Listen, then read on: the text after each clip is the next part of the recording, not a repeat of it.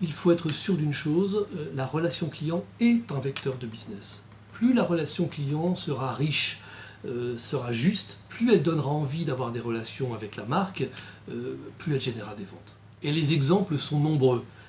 Chez Leroy Merlin, on ouvre un magasin pour apprendre aux clients à bricoler. Chez Kiabi, on ouvre des ateliers pour customiser les vêtements, pour les réparer aussi. Chez American Eagle Outfitters aux États-Unis, donc c'est un magasin qui vend des jeans, on a remarqué que plus les gens restaient longtemps dans le point de vente, plus ils achetaient. Alors du coup, ils ont eu l'idée d'installer des machines à laver. Ce qui fait que les clients viennent laver leurs jeans, donc ils restent au moins 30 à 45 minutes. Donc, du coup, se crée effectivement une nouvelle expérience, plus riche, et là aussi, on a un impact sur les ventes. Chez Virtuo, qui est un nouveau loueur de voitures, on propose de louer des voitures connectées sans croiser personne. Du coup, on s'affranchit des horaires physiques des points de vente et des traditionnels Avis, Hertz et compagnie. Et le client, quand tout fonctionne, en sort grandi.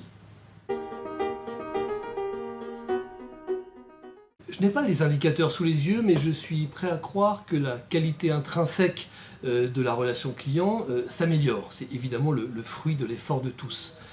En revanche, ce n'est pas l'opinion qui prédomine. Ce qu'on comprend surtout, c'est que les attentes des clients n'ont de cesse de grandir. Alors ça me fait penser à une citation de Tocqueville qui disait à propos de l'égalité, « Plus l'égalité est grande, plus le désir d'égalité devient insatiable ». C'est intéressant parce que si on fait le parallèle avec la relation client, on pourrait se dire que plus la relation client progresse, plus le moindre manquement fait résonance. Des deux côtés, on a parfois le sentiment de ne pas avancer, de ne pas progresser, et évidemment, c'est frustrant.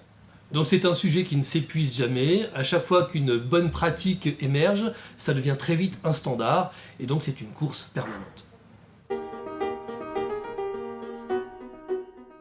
La relation client de demain mêlera impérativement technologie et homme. Donc on sera obligé de tout faire pour humaniser la relation client. Par voie de conséquence, il faudra qu'on trouve la meilleure combinaison possible entre l'autonomie, l'assistance à la demande et l'émotion.